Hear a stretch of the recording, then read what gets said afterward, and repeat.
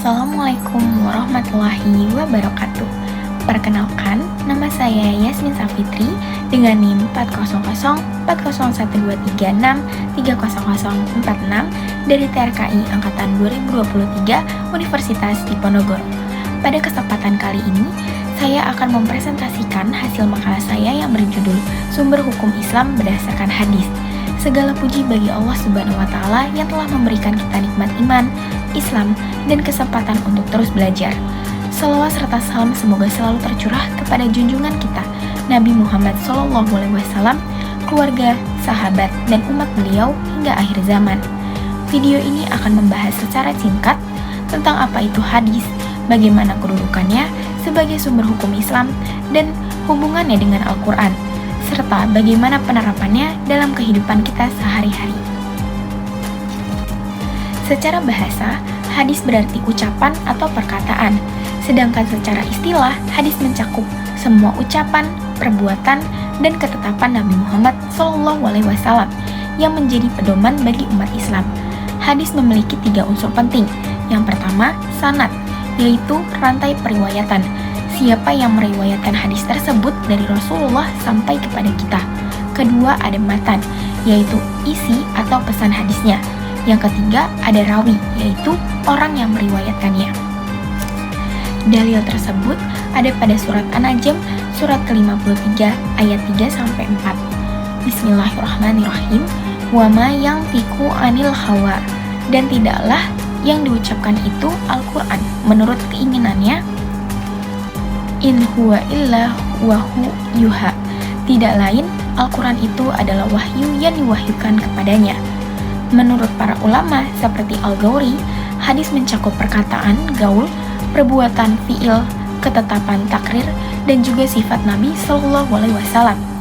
Ada juga istilah hadis qauli, fi'li, dan takri, serta 2 jenis besar yaitu hadis nabawi yang berasal dari Nabi SAW dan hadis qudsi, yaitu perkataan Nabi yang sumber maknanya dari Allah Subhanahu wa Ta'ala. Jadi, hadis bukan sekedar perkataan biasa, tetapi merupakan petunjuk hidup yang datang dari Rasulullah untuk kita ikuti. Selanjutnya, yang kedua adalah kedudukan hadis sebagai sumber hukum Islam. Dalam ajaran Islam, hadis menempati posisi kedua setelah Al-Quran sebagai sumber hukum, yang artinya jika suatu hukum belum dijelaskan secara langsung dalam Al-Quran, maka kita mencari penjelasannya melalui hadis Nabi SAW. Hal ini dijelaskan dalam firman Allah Subhanahu wa Ta'ala, Quran surat Al-Hasyr surat ke-59 ayat 7. Bismillahirrahmanirrahim. Wa ma atakumur rasulu fakhuduhu wa ma nahakum anhu fangtahu. Yang artinya, apa yang diberikan Rasul kepadamu terimalah, dan apa yang dilarangnya bagimu tinggalkanlah. Dan juga dalam ayat lain, Quran surat An-Nisa surat keempat ayat 80. Bismillahirrahmanirrahim.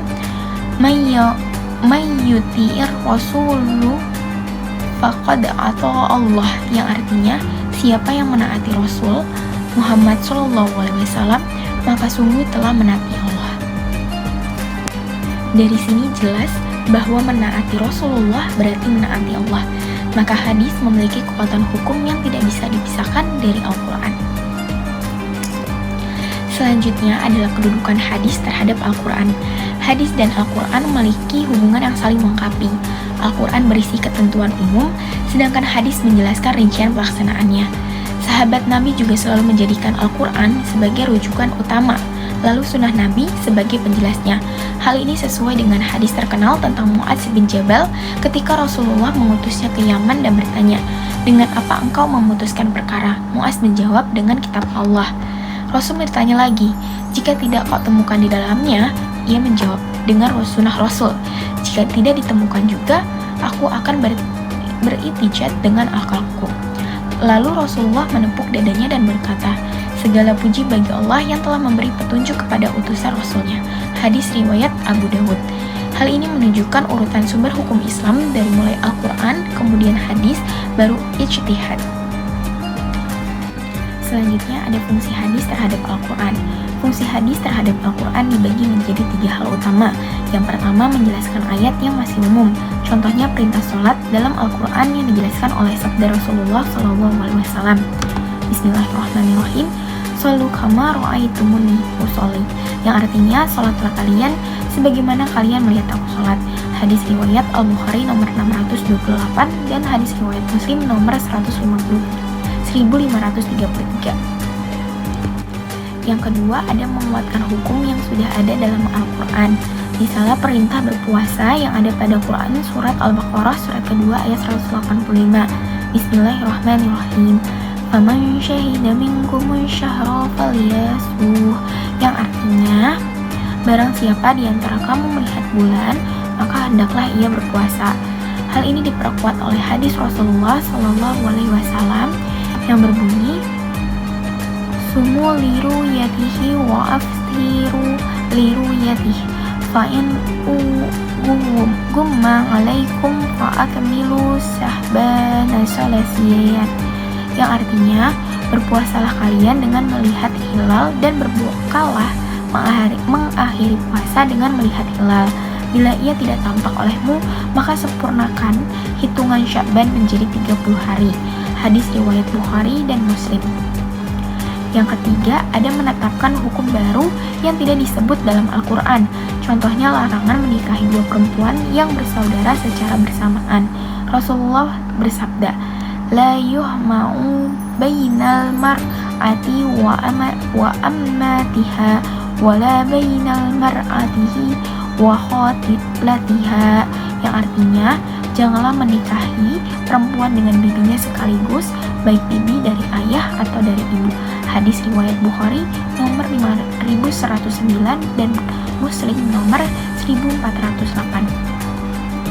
Jadi, hadis tidak hanya menjelaskan, tetapi juga memperkuat dan bahkan menetapkan hukum baru selama tidak bertentangan dengan Al-Quran. Selanjutnya, implementasi sumber hukum. Para ulama sepakat bahwa Al-Quran dan hadis adalah dua sumber utama hukum Islam. Apabila tidak ditemukan dalam keduanya, maka dilakukan ijtihad, yaitu usaha menggunakan akal dan penalaran yang sejalan dengan nilai-nilai syariat. Contohnya dari dialog Nabi dan Mu'az tadi, kita belajar urutan beristinbat, yaitu hukum yang pertama merujuk pada Al-Quran terlebih dahulu, yang kedua jika tidak ada berpegang pada sunnah Nabi. Dan yang ketiga, jika belum ditemukan juga berijtihad dengan pertimbangan yang bijak. Dengan prinsip ini, hukum Islam dapat terus diterapkan secara relevan dalam setiap zaman. Sebagai penutup, dapat kita simpulkan bahwa hadis adalah pedoman hidup kedua setelah Al-Quran. Melalui hadis kita mengetahui bagaimana cara menjalankan ajaran Islam secara nyata seperti yang dicontohkan Rasulullah SAW. Maka marilah kita renungkan kembali firman Allah dalam surat Al-Ashr ayat 7. Apa saja yang diberikan Rasul kepadamu, maka terimalah, dan apa yang dilarangnya, maka tinggalkanlah. Semoga kita termasuk orang-orang yang selalu menaati Rasulullah SAW dan menjadikan hadis sebagai cahaya dalam setiap langkah hidup kita. Wassalamualaikum warahmatullahi wabarakatuh.